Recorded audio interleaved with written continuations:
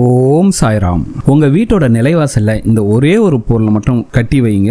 உங்க வீட்டுல செல்வ செழிப்பு பெருகி உங்களுடைய தலைமுறையாக சந்தோஷமாக வாழ்வீங்க. அந்த அளவுக்கு ஒரு சக்தி வாய்ந்த பரிகாரம் தான். ரொம்ப எளிமையான பொருட்கள். இந்த பொருட்களை வருடத்திற்கு ஒரு முறை மாற்றினாலே போதும். இந்த பொருட்களை மட்டும் நிலைவாசலில் வைத்தால் போதும். உங்கள் வீட்டில் வசதி வாய்ப்புகள் பெருகி உங்களுடைய குடும்பம் தலை தோங்குங்க. அப்படிப்பட்ட ஒரு அற்புதமான பரிகாரத்தை தான் இந்த வீடியோல பார்க்க போறோம். வாங்க வீடியோக்குள்ள போலாம். அதுக்கு முன்னாடி நீங்க இப்பதான் நம்ம சேனலுக்கு ஃபர்ஸ்ட் டைம் வரீங்கன்னா மறக்காம நம்ம சேனலை சப்ஸ்கிரைப் பண்ணுங்க.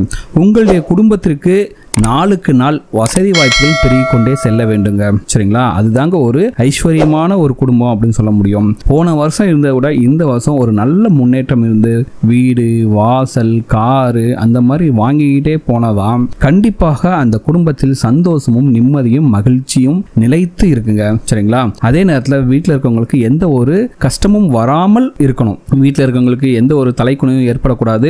ஊரே போற்றும் வகையில் உங்களுடைய குடும்பம் வாழ்வாங்கு வாழ இந்த சுலபமான பரிகாரம் உங்களுக்கு கண்டிப்பாக உதவி செய்யுங்க. சரிங்களா? இந்த பரிகாரத்துக்கு தேவையான பொருட்கள் பார்த்தீங்கன்னா ரொம்ப எளிமையாவே கிடைக்கும். இப்போ என்னென்ன பொருட்கள் வேணும்னு பார்க்கலாம். முதல்ல நெல்லை அறுவடை செய்த பிறகு நமக்கு கிடைக்கக்கூடிய பொருள் தாங்க இந்த வைக்கோல். சரிங்களா? இதை பார்த்தீங்கன்னா பொதுவாகவே ஆடு மாடுகளுக்கு தீவனமாக கொடுப்பார்கள். அப்படிங்கிற விஷயம் தான் நமக்கு வைக்கோல்னு நினைச்சாவே நம்ம மனசுக்கு வரும். சரிங்களா? ஆனா இந்த வைக்கோல் அந்த காலத்தில் நிறைய நல்ல விஷயங்களுக்கு பயன்படுத்தப்பட்டது. உதாரணத்துக்கு பார்த்தீங்கன்னா முன்னாடி காலத்துல அரசர்கள் செங்கோல்கள் வச்சுக்கிட்டு தான் ஆட்சி செய்வாங்க.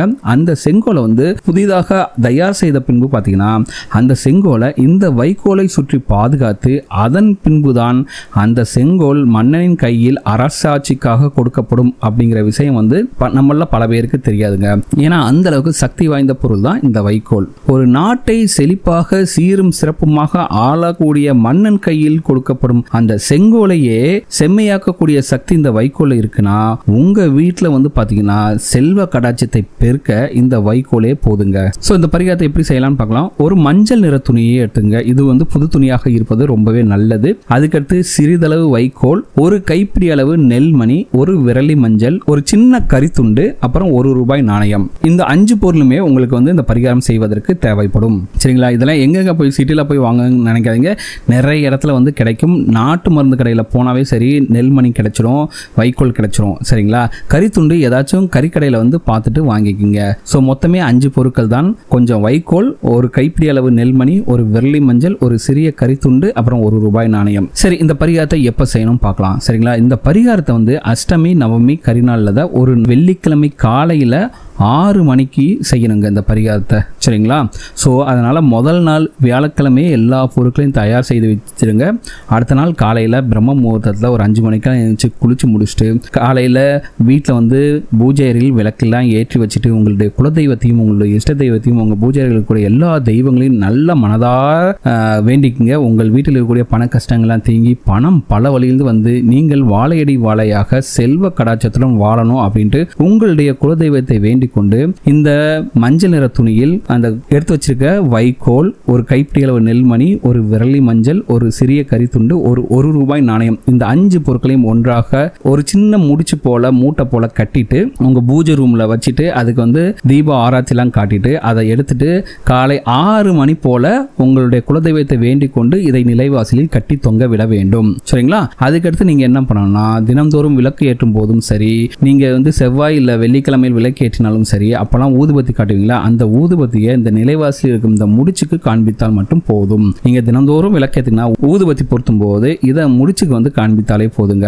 அவ்வளவுதாங்க. இந்த சிறிய முடிச்சுக்கு உள்ளே இருக்கக்கூடிய இந்த வைக்கோல் என்ன பண்ணும்னா உங்களுடைய குடும்பத்தை சீர்படுத்தி நேர்வழியில் நல்வழிப்படுத்தும். சரிங்களா? அதோட இதுல வச்சிருக்கக்கூடிய கருப்பு நிற கரித்துண்டு பாத்தீங்கன்னா உங்க வீட்டுக்குள்ள எந்த ஒரு கெட்ட சக்தியும் வரவிடாமல் செய்யும். நிறைய பேருக்கு பாத்தீங்கன்னா கண் திருஷ்டி நிறைய இருக்கும். நல்லா இருப்பாங்க. யாராச்சும் ஒருத்தவங்க வீட்டுக்கு போயிட்டாவே வீட்டில் பிரச்சனைகள் ஆரம்பிச்சிடும். பார்த்தீங்கன்னா இவங்க இவ்வளோ செழிப்பாக இருக்காங்க அப்படின்ட்டு கண் திருஷ்டி இருக்கும். அந்த மாதிரி கண் திருஷ்டியை இந்த கரித்துண்டு போக்குங்க. உங்கள் வீட்டுக்குள்ளே எந்த ஒரு கெட்ட சக்தியும் வர செய்யாது. அதே போல் இந்த விரலி மஞ்சள் பார்த்தீங்கன்னா உங்களுக்கு மங்களத்தை கொண்டு கொடுக்கும். ஏன்னா மகாலட்சுமி தாயாருக்கு ரொம்பவே பிடிச்சமான பொருள்னு பார்த்தீங்கன்னா இந்த விரலி மஞ்சள். இந்த விரலி மஞ்சள் வெளியில் இருக்கும்போது அது பார்த்தீங்கன்னா உங்களுக்கு மங்களத்தை கொண்டு சேர்க்கும். இந்த ₹1 நாணயம் பார்த்தீங்கன்னா உங்களுக்கு மிகப்பெரிய அளவில் செல்வ செழிப்பை கொடுக்குங்க. அதுக்கடுத்து பாத்தீங்கன்னா முக்கியமாக நெல்மணிகள் வந்து பாத்தீங்கன்னா உங்களுடைய வீட்டில் தன தானியங்கள் குறையாமல் வைத்துக் கொள்வதற்காக இந்த நெல்மணியை வந்து நம்ம சேர்த்துருக்கோங்க. இந்த அடிப்படையில் தாங்க இந்த முடிச்சை தயார் செஞ்சு நீங்க வந்து உங்க வீட்டு நிலைவாசலில் கட்டி வச்சிருக்கீங்க. சோ இப்போ இந்த 5 பொருட்களுமே உள்ளே இருக்கும் போது உங்களுக்கு நல்ல ஒரு நேர்மறை ஆற்றலானது உங்களுடைய நிலைவாசலில் பரவி உங்கள் வீட்டிற்கு இன்னும் பல நல்ல விஷயங்களை கொண்டு வர தொடங்கும். கண்டிப்பாக நம்பிக்கை இருக்கிறவர்கள் இந்த சிறிய பரிகாரத்தை செய்து பாருங்கள். இந்த முடிச்ச கட்டின ஒரு சில நாட்களிலேயே நல்ல மாற்றத்தை பார்க்க முடியும். அதுவும் இல்லாம பாத்தீங்கன்னா இந்த பொருட்கள் எல்லாம் வந்து பாத்தீங்கன்னா வருஷத்துக்கு ஒரு முறை மாற்றினாலே போதுங்க. சரிங்களா?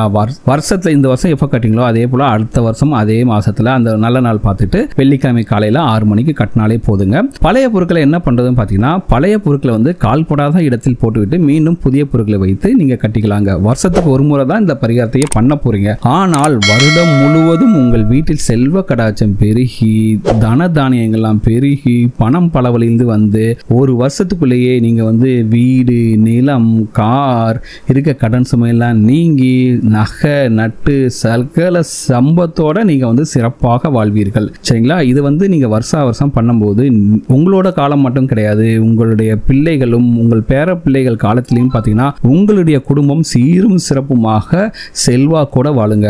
இது ரொம்ப எளிமையான பரிகாரம். கண்டிப்பாக இந்த பரிகாரத்தை செஞ்சு பாருங்க. உங்கள் வீட்டில் செல்வ வளம் பெருகும். கண்டிப்பாக உங்கள் வீட்டில் இருக்கக்கூடிய கடன் சுமையெல்லாம் நீங்கும்.